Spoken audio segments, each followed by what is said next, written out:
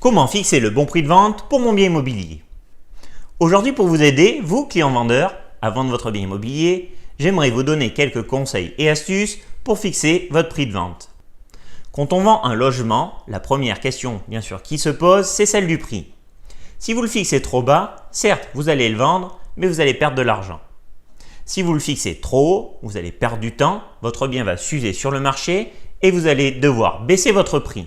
Et bien sûr, commercialement parlant, c'est pas très bien.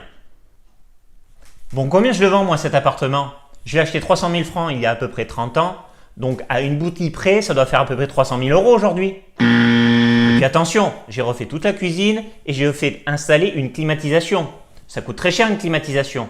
Donc je vais rajouter 20 000 €, comme ça je suis sûr de rentrer dans mes frais. Ben quoi? Si j'ai envie de m'acheter ma villa au sud de la France, j'ai au moins besoin de 300 000 €.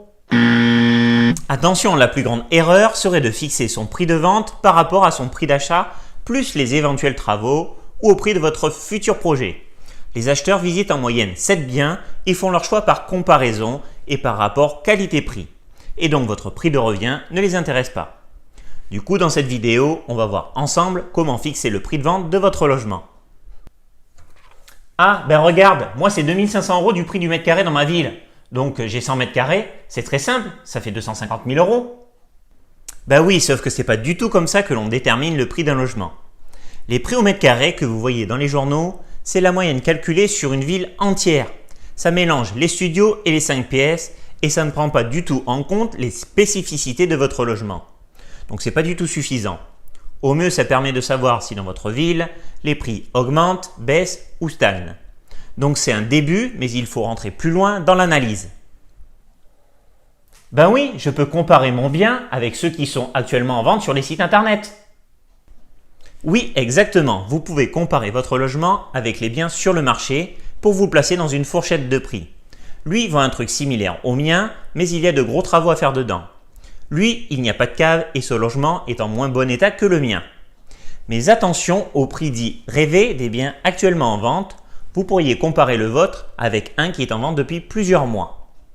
Pour aller plus loin dans la comparaison, il faut donc regarder les biens en vente depuis plus de 6 mois, que nous appelons nous dans le jargon de l'immobilier les biens morts.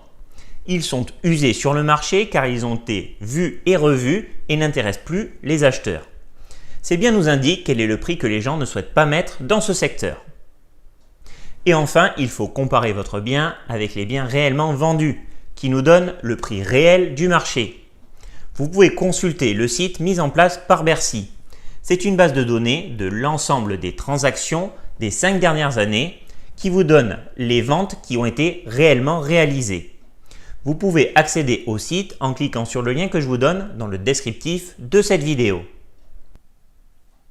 Oh, ben c'est simple, hein. Je vais faire appel à plusieurs agents immobiliers et je vais choisir celui qui m'en propose le plus. Je ne suis pas certain que ça soit la bonne solution. Faites attention au coût de l'ascenseur. Le coût de l'ascenseur, vous ne voyez pas de quoi je parle? Ben regardez cette vidéo, il en parle très bien.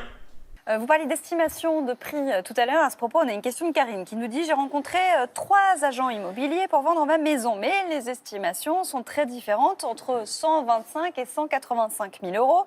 Je ne sais pas qui choisir. Pourquoi autant d'écart ?» D'abord, comment 3 professionnels peuvent-ils donner des écarts de prix aussi importants? Alors, forcément, il y a quelqu'un qui s'est trompé, ça c'est inévitable. Et ce qu'il faut faire en tant que vendeur, en tant que propriétaire, c'est de bien être sûr qu'ils peuvent défendre le prix du bien.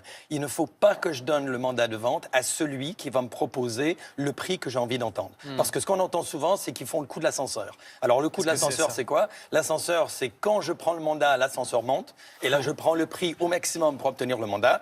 Et une fois que j'ai le mandat, l'ascenseur descend. Et là, je fais négocier le vendeur pour avoir un prix qui est plus réaliste du marché. Ah, c'est une bonne technique, ça. Ouais. Bon, en gros, vous l'avez compris, faites très attention aux professionnels qui surestiment votre bien, dont le seul but est de vous faire plaisir pour entrer votre bien dans leur portefeuille. Si vous avez un projet immobilier et que vous souhaitez être accompagné pour avoir le prix réel de votre bien, contactez-moi au 06 19 91 11 03. Voilà ce que je voulais partager aujourd'hui avec vous. Si cette vidéo peut être utile à quelqu'un, partagez-la. Si elle vous a plu, likez et commentez. À bientôt pour une nouvelle vidéo.